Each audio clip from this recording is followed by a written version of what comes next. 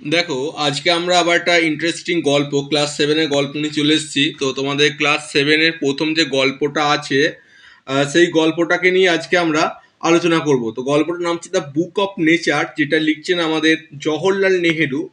তো গল্পটা শুরু করার আগে আমরা জওহরলাল নেহেরু সম্পর্কে একটু জেনে নিই। তো দেখো, জওহরলাল নেহেরু অর্থাৎ পণ্ডিত জওহরলাল নেহেরু তিনি একজন বিশিষ্ট স্বাধীনতা সংগ্রামী ছিলেন এবং ভারতের প্রথম প্রধানমন্ত্রী ছিল। তো আমরা যারা ইতিহাস পড়েছি বা আমরা ছোট থেকে সকলে জানি যে স্বাধীন ভারতের প্রথম প্রধানমন্ত্রী ছিল জওহরলাল নেহেরু। এবং শুধুমাত্র প্রধানমন্ত্রী নয়, তিনি ভারতীয় স্বাধীনতা সংগ্রামেও একজন যথেষ্ট গুরুত্বপূর্ণ ব্যক্তি ছিলেন। জাতীয় কংগ্রেসের একজন বিশিষ্ট সদস্য ছিলেন। এর পাশাপাশি জওহরলাল নেহেরু একজন বিশিষ্ট লেখকও ছিলেন এবং লেখক এবং জ্ঞানী মানুষ ছিলেন। তো আমাদের যে গল্পটা, এই যা বুক অফ নেচার, এই গল্পটা দ্য ডিসকভারি অফ ইন্ডিয়া নামক একটা গ্রন্থ থেকে নেওয়া হয়েছে। তো গল্পটার যে মূল কাহানি সেটা হচ্ছে, তার জওহরলাল নেহেরু যখন তার নিজের মেয়ে ইন্দিরা গান্ধীর থেকে দূরে থাকতেন, সেই সময় তিনি তার চিন্তা ভাবনা, তার যে আইডিয়াগুলো, তার যে জ্ঞান, সেইগুলো সম্পর্কে তার মেয়ের সঙ্গে তিনি চিঠিতে আলোচনা করতেন। এবং তার যে এই চিঠি, সেই চিঠিগুলোকে নিয়ে পরবর্তীতে তার ডিসকভারি অফ ইন্ডিয়া নামক গ্রন্থটি লেখা হয়।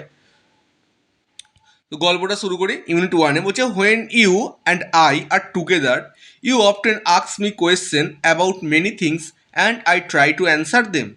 বলছে হোয়েন ইউ অ্যান্ড আই, যখন তুমি আর আমি, আর together you often ask me, তো একসঙ্গে থাকতাম তখন তুমি আমাকে আস্ক মি বলতে কোয়েশ্চেন অ্যাবাউট মেনি থিংস, তো তুমি আমাকে বিভিন্ন বিষয়ে প্রশ্ন জিজ্ঞাসা করতে। And I try to answer them, এবং আমি সেগুলোর উত্তর দেওয়ার চেষ্টা করতাম। Now that you are at Mussoorie and I am in Allahabad, we can not have this talks. বলছে কিন্তু দেখো, নাও দ্যাট, এখন, ইউ আর অ্যাট মুসৌরি, তা তুমি এখন কোথায় আছো? মুসৌরিতে আছো। And I am in Allahabad, এবং আমি এখন কোথায় আছি? এলাহাবাদে আছি। We can not have this talks, তো আমরা এখন চাইলেও কথা বলতে পারবো না কো। I am there for going to write to you for time to time short accounts of the story of our earth and the many countries. তো হচ্ছে I am there for going to write to you from time to time, তো আমি তোমাকে সময়ে সময়ে লিখবো।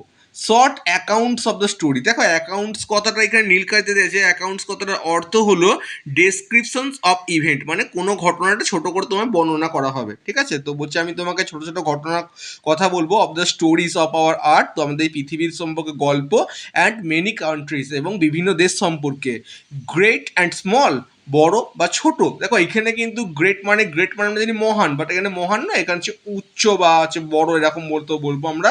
এবং small মানে ছোট। Into which it is divided, যেটা এটাকে ভাগ করে দিয়েছে। You have read a little about English history and Indian history, তো তুমি হয়তো হচ্ছে ব্রিটিশ ইতিহাস এবং ভারতের ইতিহাস পড়েছো। But England is only a little Eastland and India through a big country is only a small part of the earth surface. তো বলছি যে তুমি যে মানে ব্রিটিশ ইতিহাস পড়েছো এবং ভারতের ইতিহাস পড়েছো, তো এখানের মধ্যে but English is only a little Eastland, তো এখানে ইংল্যান্ড হচ্ছে ছোট্ট দ্বীপ, অ্যান্ড ইন্ডিয়া এবং Bharatvarsha through a big country, এটা বড় দেশ, ইট only a small part of the earth surface, এইটা আবার এইগুলো হচ্ছে এক গোটা পৃথিবীটা একটা ছোট্ট অংশ। If we want to know something about the story of the world of ours, we must think of all the countries and all the peoples that have inhabited it, and not merely of one little country where we have maybe born. If we want to know, যদি আমরা জানতে চাই something about the story of this world, এই পৃথিবী সম্পর্কে যদি কোনো গল্প আমরা জানতে চাই of hours, we must think of all the countries, তো আমাদের সবার প্রথম জানতে হবে এই সমস্ত দেশগুলি সম্পর্কে, and all the peoples that have inhabited. দেখো ইনহ্যাবিটেড কথাটার অর্থ হচ্ছে লিভ ইন এ প্লেস, মানে যেখানে একটা জায়গায় বসবাস করে। তো এটা হচ্ছে all the peoples that have inhabited, এবং দেশগুলো সম্পর্কে জানতে হবে, এবং সেই দেশের যে সমস্ত মানুষেরা বসবাস করে তাদের সম্পর্কে জানতে হবে।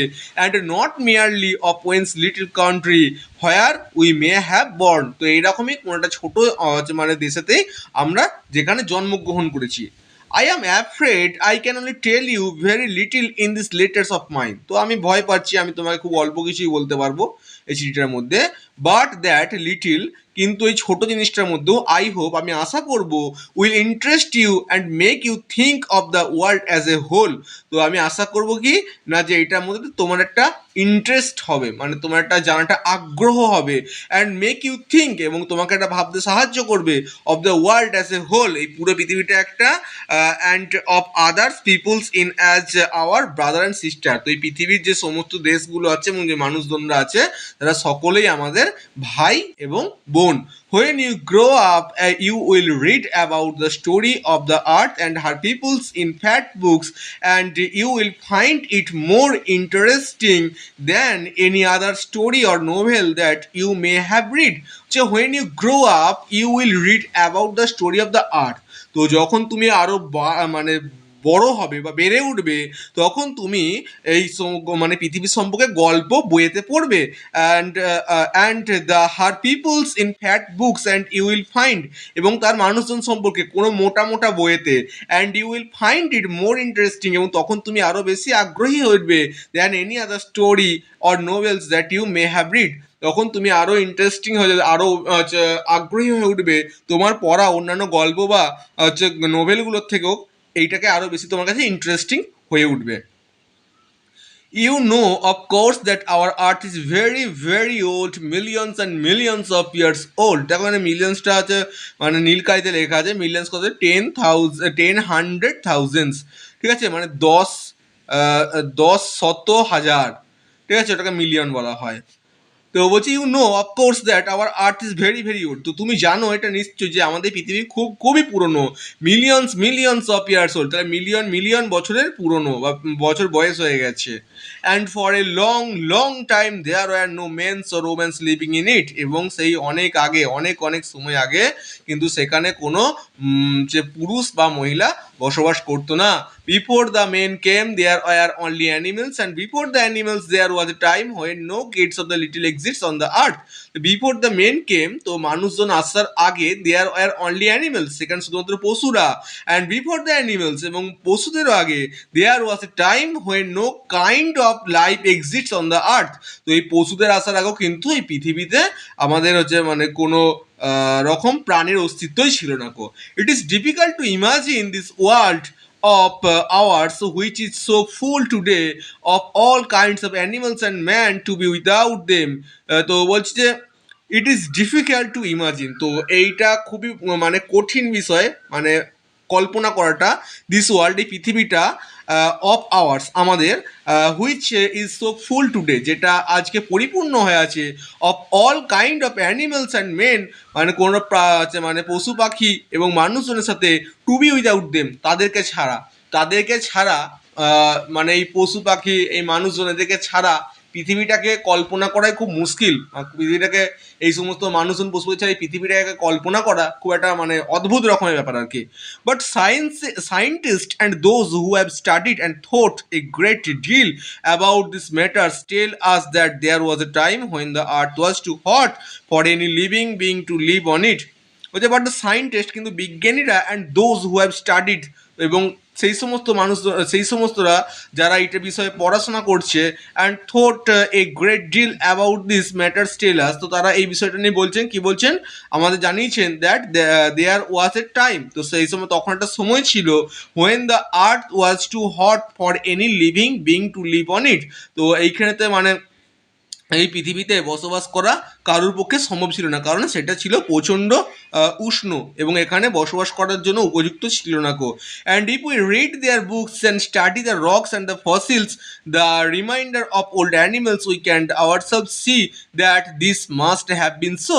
বলছে and if we read their books, যদি আমরা তাদের বই পড়ি, অ্যান্ড স্টাডি দ্য রক্স, এবং পাথরগুলো পড়ি, অ্যান্ড দ্য ফসিলস মানে জীবাশ্ম, দ্য রিমাইন্স অফ ওল্ড অ্যানিমেলস, তো হচ্ছে মানে পুরনো যে সমস্ত হচ্ছে প্রাণীরা ছিল তাদের যে ছাই বা তাদের দেহের ছাপ, we can ourselves to see that, তো আমরা এটা বুঝতে পারবো বা এটা দেখবো, that must have been so, হ্যাঁ এটা সম্পূর্ণই সঠিক।